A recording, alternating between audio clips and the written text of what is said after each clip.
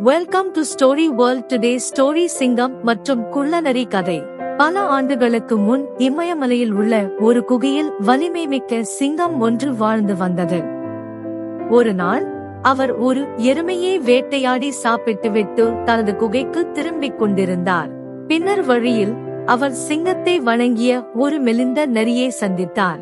சிங்கம் அவரிடம் அப்படி செய்ததற்கான காரணத்தை கேட்டபோது, என் அரசே, நான் உனது வேலைக்காரனாக இருக்க விரும்புகிறேன். தயவு செய்து என்னை உங்கள் தங்குமிடத்தின் கீழ் அழைத்துச் செல்லுங்கள். நீ விட்டுச் சென்ற வேட்டையில் உனக்கு பணிவிடை செய்து பிழைப்பு நடத்துவேன். சிங்கம் சம்மதித்து அவனை தன் நட்பு காப்பகத்தில் வைத்திருந்தது. சிங்கம் விட்டுச் சென்ற இரையை தின்று சில நாட்களில் குள்ளநரி மிகவும் கொழுத்து விட்டது. ஒவ்வொரு நாளும் சிங்கத்தின் வீரத்தை பார்த்து தன்னையும் சிங்கத்தின் பிரதியாக கருதினான். ஒரு நாள் அவர் சிங்கத்திடம், அரசே, நான் இப்போது உங்களைப் போலவே பலமாக இருக்கிறேன் என்று நான் ஒரு யானையை வேட்டையாடி சாப்பிட்டு விட்டு அதன் மீதியை உனக்காக விட்டு விடுகிறேன் என்றார். சிங்கம் குள்ளநரியை நட்பாக பார்ப்பதால் அவர் தனது வார்த்தைகளை புண்படுத்தாமல் அதை செய்ய விடாமல் தடுத்தார்.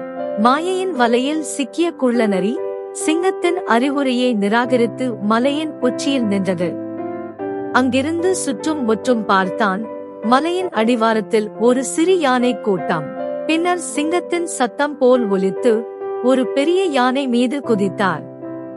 ஆனால் அவர் யானையின் தலையில் விழவில்லை, காலில் விழுந்தார். மேலும் யானை குள்ளநரியின் தலைக்கு மேலே அடுத்த அடிக்கு மேலே சென்று கொண்டிருந்தது. சிறிது நேரத்தில் குள்ளநரியின் தலை சிதறி அதன் உயிர் பறிபோனது. கதையின் ஒழுக்கம்: பெருமையும் முட்டாள்தனமும் கைகோர்த்து செல்கின்றன.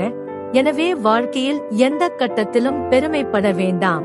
Thanks for watching more videos. Subscribe my channel.